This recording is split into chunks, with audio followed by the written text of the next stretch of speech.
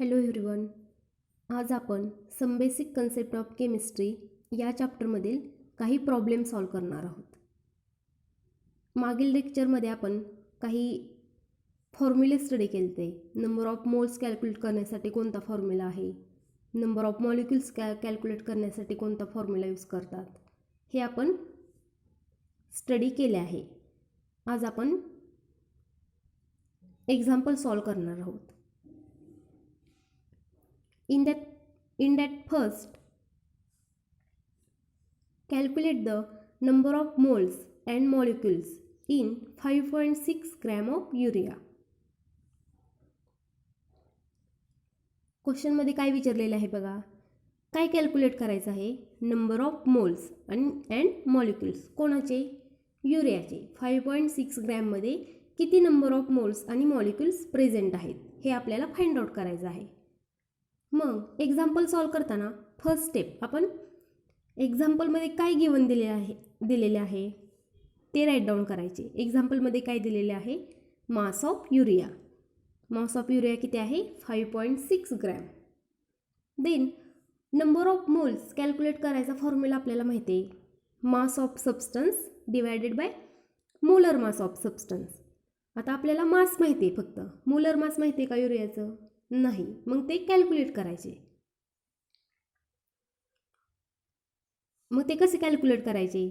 तर युरियाचा molecular formula काय आहे? NH2CONH2. हा फॉर्म्युला यूज करून आपण त्याचं मॉलिक्युलर मास कॅल्क्युलेट करायचं. Molecular mass of urea is equal to nitrogen किती नंबरमध्ये प्रेझेंट आहे त्या फॉर्म्युलामध्ये? 2 आहेत. म्हणून 2 into atomic mass of nitrogen plus hydrogen किती नंबरमध्ये प्रेझेंट आहेत? 4 into atomic mass of hydrogen plus carbon एकच आहे. 1 into atomic mass of carbon plus atomic mass of oxygen. या इक्वेशनमध्ये व्हॅल्यू पुट करायच्या. जे ॲटॉमिक मासेस आहेत नायट्रोजन, हायड्रोजन, कार्बन आणि ऑक्सिजनचे, या व्हॅल्यू पुट करून आपण मॉलिक्युलर मास फाइंड आउट केले युरियाचे. किती? 60 unified mass. And molar mass, hence molar mass of urea is equal to 60 gram per mole. झाले. आपल्याला 2 व्हॅल्यू भेटल्या. मास ऑफ सबस्टन्स पण भेटले युरियाचे अँड मोलर मास पण भेटले युरियाचे. देन नंबर ऑफ मोल्सच्या फॉर्म्युलामध्ये या व्हॅल्यू पुट करायच्या. मास of substance divided by molar mass of substance. Substance कोणता आहे ते? युरिया. देन मास किती आहे युरियाचं? 5.6 ग्रॅम. मोलर मास किती आत्ताच कॅल्क्युलेट केलं आपण? 60 ग्रॅम पर मोल. हे ग्रॅम युनिट कॅन्सल होतील. आफ्टर कॅल्क्युलेशन व्हॅल्यू काय होईल? 0.0933 मोल. हे झाले number of moles. Then next काय कॅल्क्युलेट करायचं आहे? मॉलिक्युल्स. Number of molecules. मग number of molecules find out करायचा फॉर्म्युला काय आहे? Number of molecules is equal to number of moles into Avogadro number. Number of moles आता आपण calculate केले. इक्वेशनमध्ये व्हॅल्यू पुट करायच्या. 0.0933 इंटू ॲव्होगॅड्रो नंबर काय आहे? 6.022 इंटू 10⁻23. कॅल्क्युलेशन करा हे. त्यानंतर तुम्हाला व्हॅल्यू मिळेल 5.618 इंटू 10⁻22 मॉलिक्युल्स. अशा प्रकारे आपण 5.6 ग्रॅम ऑफ युरियामध्ये किती नंबर ऑफ मोल्स आणि मॉलिक्युल्स आहेत हे फाइंड आउट केले आहे.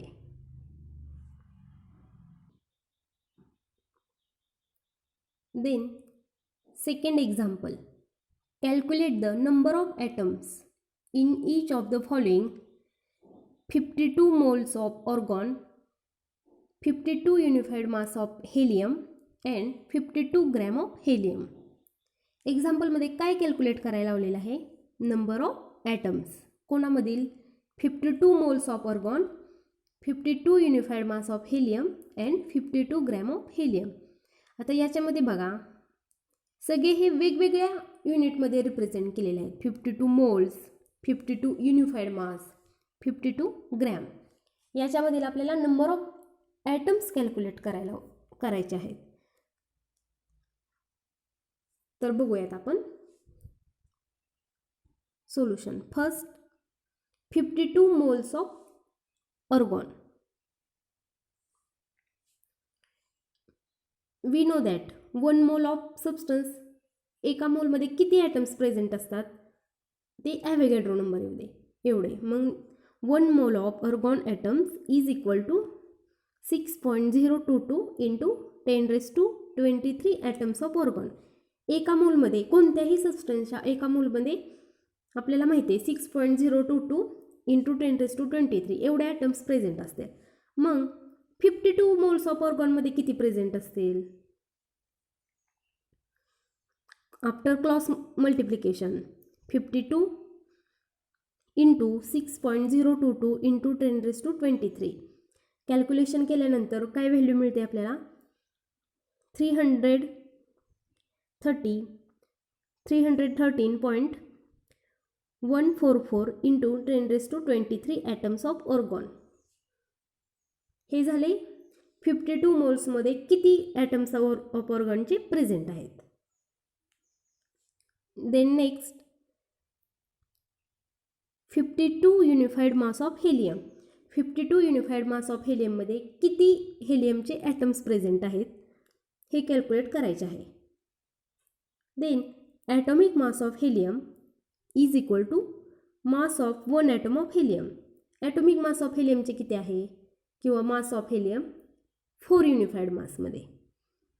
मग 4 युनिफाईड मासमध्ये एक हेलियम आहे, तर 52 युनिफाईड मासमध्ये किती हेलियमचे ॲटम्स प्रेझेंट असतील हे कॅल्क्युलेट करायचं. क्रॉस मल्टिप्लिकेशन करून व्हॅल्यू काय फाइंड आउट केलेली आहे? 52 into 1 divided by 4 means 13 atoms of helium. 52 unified mass of हेलियममध्ये 30 ॲटम्स ऑफ हेलियम प्रेझेंट आहेत. Then third 52 gram of helium. 52 gram of हेलियममध्ये किती हेलियमचे ॲटम्स प्रेझेंट आहेत? मास of 1 mole of helium. 1 mole of हेलियमचे मास किती आहे? 4 ग्रॅम. देन याच्यावरून आपल्याला नंबर ऑफ मोल्स कॅल्क्युलेट करायचे आहेत हेलियमचे. बघा युनिट वेगळं आहे त्यामुळे आपल्याला ट्रिक पण वेगळी यूज करावी लागते. मास माहिती आहे हेलियमचं 4 gram. Then number of moles of हेलियमचा फॉर्म्युला काय आहे? Mass of helium in gram divided by molar mass of helium. आता मास दिलेले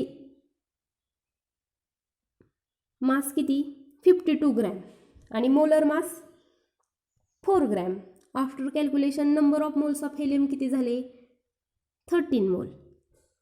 then number of atoms formula काय आहे? Number of moles into Avogadro number.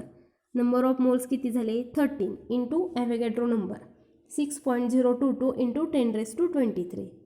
Calculation करून काय value येते? 78.286 into 10⁻23 atoms of helium.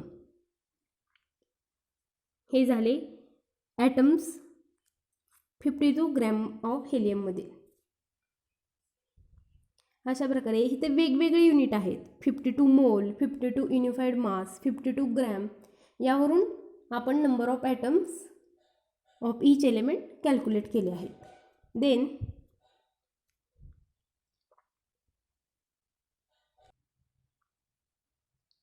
Next problem.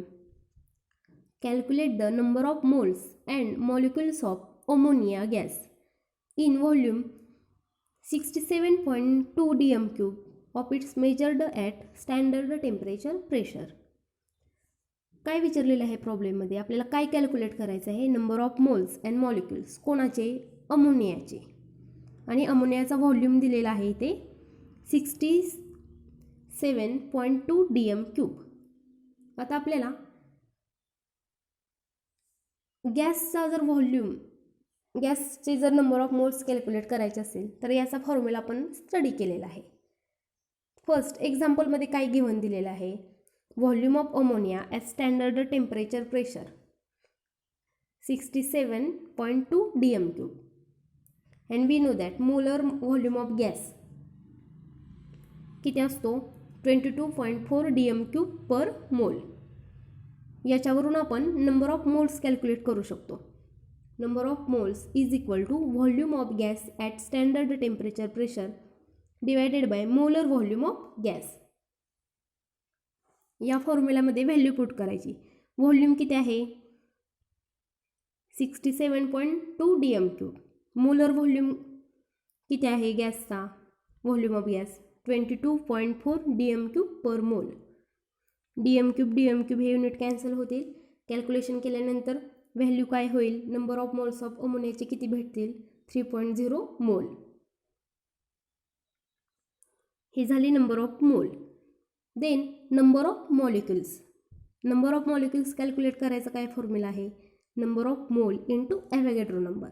Number of moles किती आहेत 3 into Avogadro number 6.022 into 10⁻23.